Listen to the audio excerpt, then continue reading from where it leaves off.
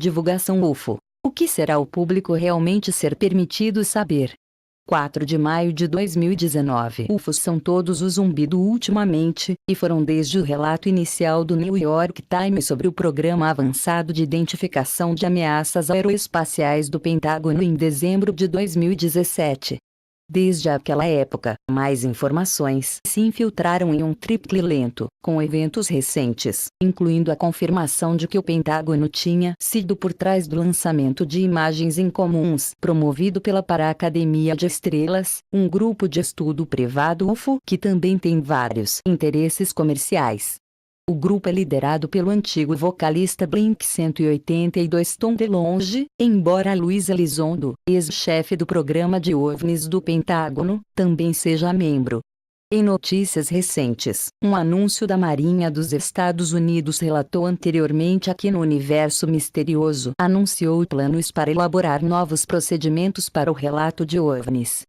Falando com o Portão de São Francisco, Joy Gradisher, um porta-voz com o escritório do chefe adjunto de operações navais para a Guerra da Informação, afirmou ainda que esta informação incluiria dados confidenciais sigilosos e, portanto, não seria liberado ao público.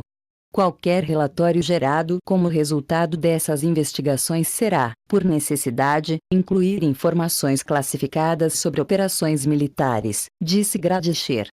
Com isso em mente, ele permanece em questão o quanto informações sobre os estudos de UFO em andamento público seria informado, embora o reconhecimento da Marinha não suscitar esperanças para a possibilidade de pedidos de lei de liberdade de informação, o que pode permitir adequada canais civis para aceder a determinados registros governamentais, embora em forma redigido. Apesar da necessidade de sigilo no relato de OVNIs por agências governamentais como a Marinha e a USAF, ainda há algumas informações convincentes sobre incidentes de OVNIs que o governo disponibilizou nos últimos anos. É acessível por conta do simples fato de que nunca foi classificado em primeiro lugar. Entretanto, tem que saber onde olhar a fim de encontrá-lo. O Aviation Safety Reporting System, ASRS, é um banco de dados online que registra relatórios de incidentes relacionados a possíveis perigos de segurança da aviação. Durante as últimas décadas, o ASRS tem sido mantido pela NASA, e permite que os profissionais de aviação em várias linhas de trabalho para relatar potenciais preocupações anonimamente, de modo a remover preocupações sobre coisas como futuros litígios. A maior parte das informações apresentadas nos relatórios ASRS lida com questões relacionadas a problemas eletrônicos ou mecânicos, bem como as questões meteorológicas e outras coisas semelhantes.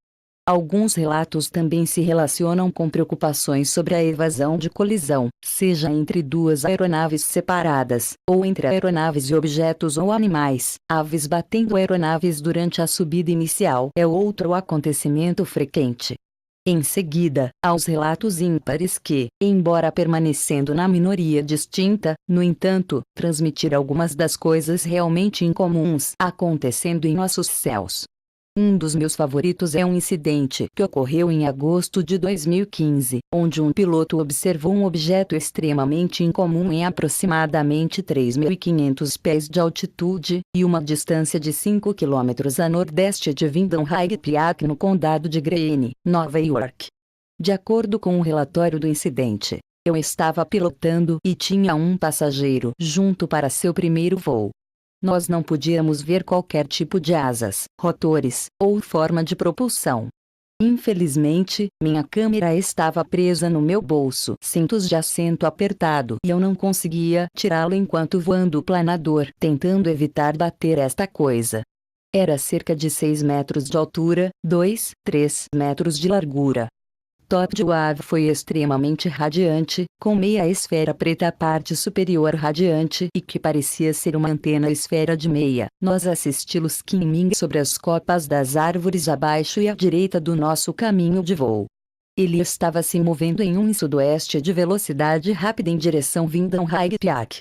Teve uma aparência muito sparkling, como o sol que brilha em um espelho com cores do arco-íris. Eu estava voando a nordeste de Windham High Peak em cerca de 3.500 pés.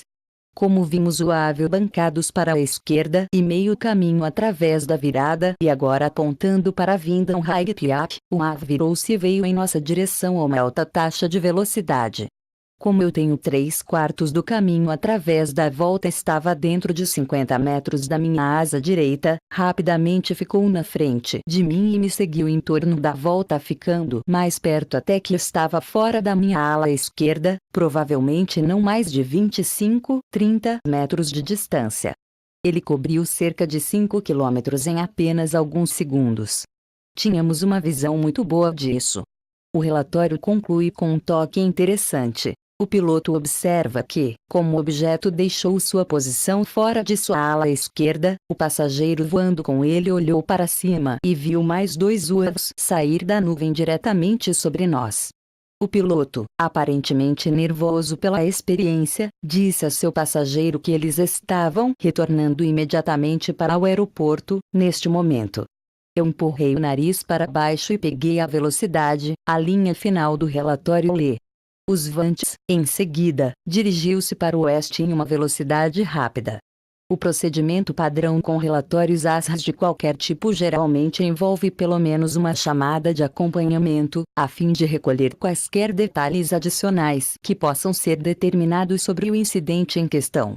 Com relação ao incidente acima, o comentário adicional foi fornecido pelo agente que fez a continuação, que anotou o seguinte. O repórter estimado no primeiro contato visual o ave era aproximadamente 3,5 km afastado abaixo da colina. Ele acelerou a colina para a aeronave do repórter em uma velocidade muito maior do que a aeronave. O repórter estima que o fechamento demorou menos de 1 minuto e como ele acelerou sua aeronave longe do ofício que se seguiu, manobrar a uma velocidade muito alta do que o seu. 2 outros UAVs em forma semelhante também tinham tops brilhantes, mas cores um pouco diferente do primeiro que era um cintilante, brilhante tipo de luz do arco-íris. É uma história tentadora, para dizer o mínimo. Embora certamente deixe determinações sobre o que os UAVs foi um pouco aberto terminou, no entanto, parece transmitir uma preocupação genuína em parte do piloto, o suficiente para, obviamente, que ele ou ela se sentiu obrigado a apresentar um relatório de incidente com o ASRAS. Também é apenas um dos vários relatos de incógnitas que aparecem no banco de dados, embora a maioria dos relatos que envolvem aeronaves desconhecidas ou não convencionais sejam indistintas ou que descrevam objetos que se assemelham mais a algum tipo de antena não tripulada a veículo ou projétil.